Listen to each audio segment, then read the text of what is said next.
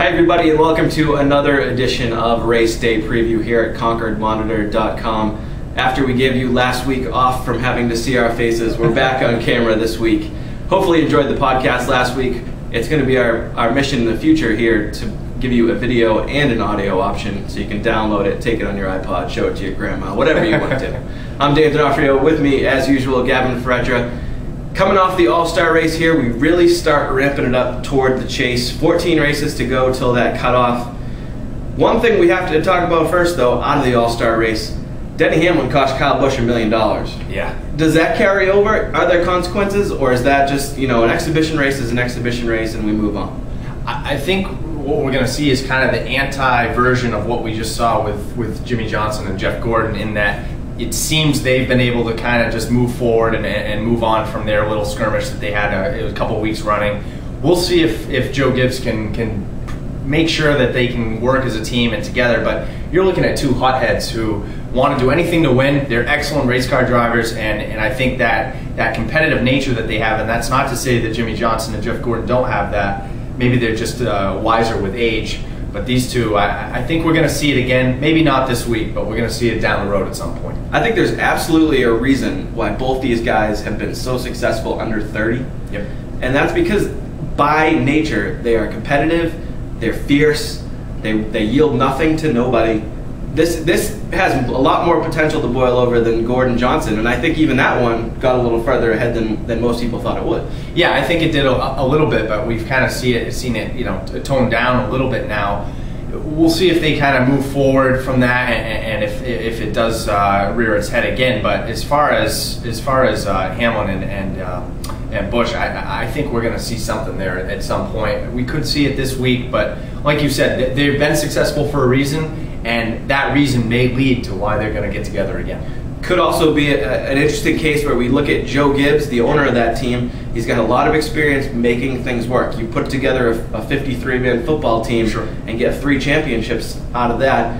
There are different personalities in that group, so he's a master at that, master at getting the most out of people, and I think that this will be a test of his skills as an owner. Yeah, absolutely, and maybe find some sort of page out of Hendrick's book and see if he can figure out how he was able to get those two back together in Johnson and Gordon. So for sure, good example. 53 guys, but these are one-man units in a very dangerous car. So make sure that he gets them focused to build toward the future, because they're having a great year. Yeah, and with those one guys, there's so much attention. It's like having to balance 2 superstar quarterbacks. Sure. And then you get Joey Logano coming up and putting pressure on those 2 guys as well. Who finished third, by the way? Yeah, Joey Logano finishes third, right behind Kurt Busch and Martin Truex Jr. Is that top 3 right there? I mean, do we take anything out of that moving forward, or again, is an exhibition race just an exhibition race and they get credit for it, no points, or are they going to be able to build on this and kind of put something together here? I think they'll be able to build on it. I think, in essence, it is just an exhibition race. But at the same time, that $1 million purse makes sure that these guys are, they're going for it at the end. They're not just riding along trying to get some points. I mean, they want to win. So you look at Busch, 3 top 10s in the last 5 regular season races, all-star races side. Truex, I think for him it was just a matter of having a great car. He won the match to get in there, and he was able to ride that into a solid second place finish. And then Joey Logano, 10th at Dover last week. So I mean, maybe build off of that. It's tough to look at one race and assume that he's going to be riding that forward, but certainly two good races in a row for him. So I think they can build off that.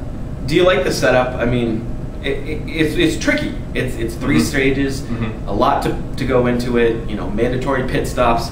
I'm not sure I like it. I would much rather just kind of get out there, and if you're going to have a race, have a race. If you want to build in other things, like the NBA has the dunk contest, baseball has the home run derby, NASCAR has the pit crew challenge, but that's several days before. I think if you're going to call it a race, go out and have a race. Maybe throw some kinks in there somewhere, but you don't need to stop and start and stop and start it.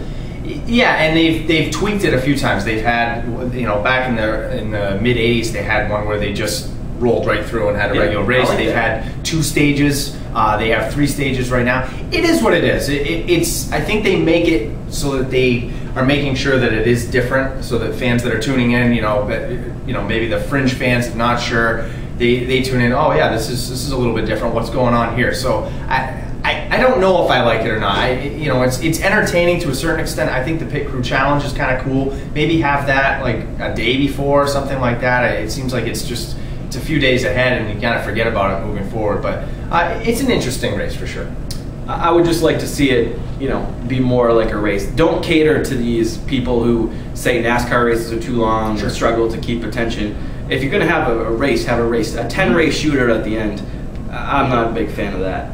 I would change it to be something more dramatic. Maybe something where if you're going to cut people out, if you're going to make it in stages, cut it down to say like 10 drivers on the last part.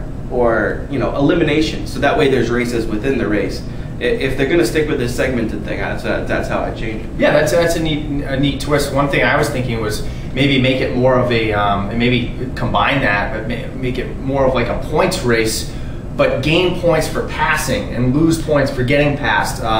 Something like that. And the guy that's out front, obviously he can't be making any passes. Give him a certain amount of points from leading laps. And then maybe throw in like that a 10 driver shootout at the end, maybe 500,000 points or $500,000 for the points leader, and then the guys that are in the top 10 at that point move forward and get that other 500,000 or something like that. I mean, something just a little bit different, but I like your idea for sure. It'd be a cool way too, what you're talking about, to bring in the new statistics of NASCAR.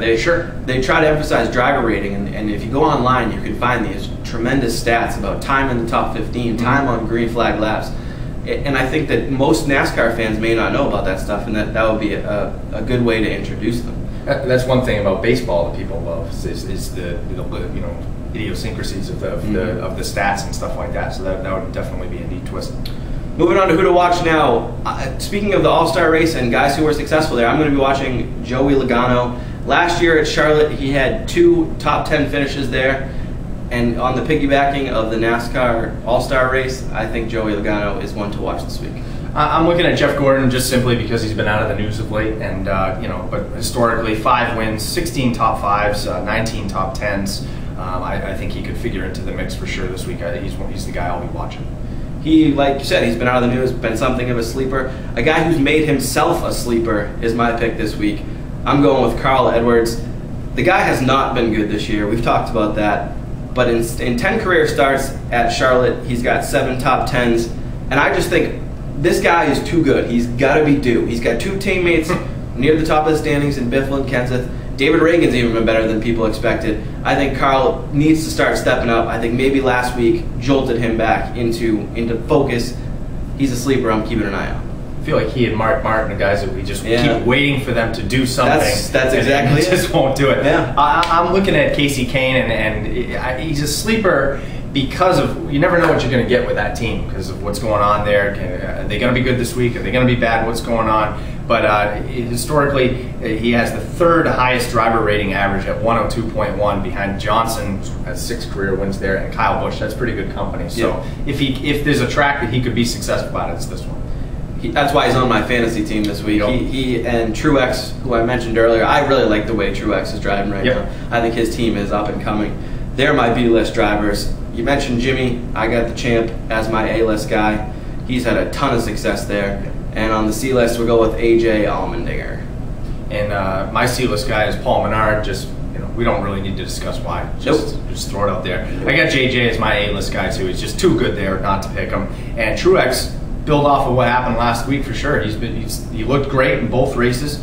I think he can build off that moving forward. And Jeff Burton, he's been historically a pretty good factor at Lowe's, so we'll see if he can keep that up. Winner now, I'm going with the guy who should have won last week. Kyle Busch is the pick for me. I think he's out to make good on last week's strong performance. He's going to show that he should have won that race, and if he doesn't get his $1 million, he's going to take his 190 points and go home happy. I got Jimmy Johnson, just like I said, too good. It's his track, his sponsor, all the good stuff. So 6 career wins. I'm going with JJ. It is the house that Jimmy built. We'll see you next week. We'll talk about that and more. Take care, folks.